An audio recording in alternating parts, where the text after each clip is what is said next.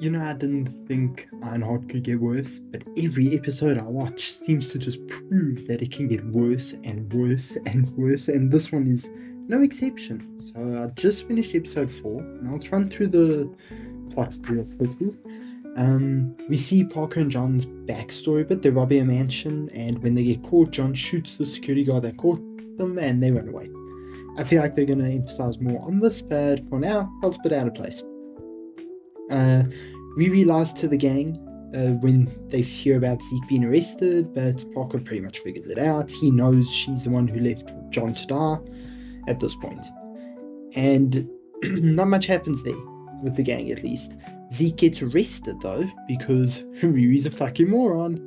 And Riri also starts panicking about the gang finding out. Nat actually mentions going to Shuri from Wakanda, and Riri shoots it down. Which is something that irritates the fuck out of me, because they finally brought up the thing of the previous movie where Ironheart was introduced, and it's useless. And now Zeke's in prison. What makes me wonder is why no government or anything has actually taken Zeke. I mean, they obviously do value people who are geniuses. Shield or anyone. I haven't watched Secret Invasion, so I don't know if Shield still exists. Regardless, Riri and Zeke are both morons, so there's nothing surprising here. Eventually, Riri lets her paranoia affect her mother, and the mother goes to a friend of hers, who we find out is actually a reject. I say reject wizard in my script, but she left Kamatage, which is where Doctor Strange trained, so she could raise her daughter. They analyze the cloak and they tell Riri that the hood is basically complete evil. They won't even say what entity created it. So a bit of a hint towards what comes later on in the series. Zeke actually meets the Hood. He meets him in his jail cell, and Parker tempts him with joining him. Eventually, he does help them escape. Riri has a panic attack while they're in mid-flight, and Natalie summons, Xavier. Xavier was the real Natalie's sister.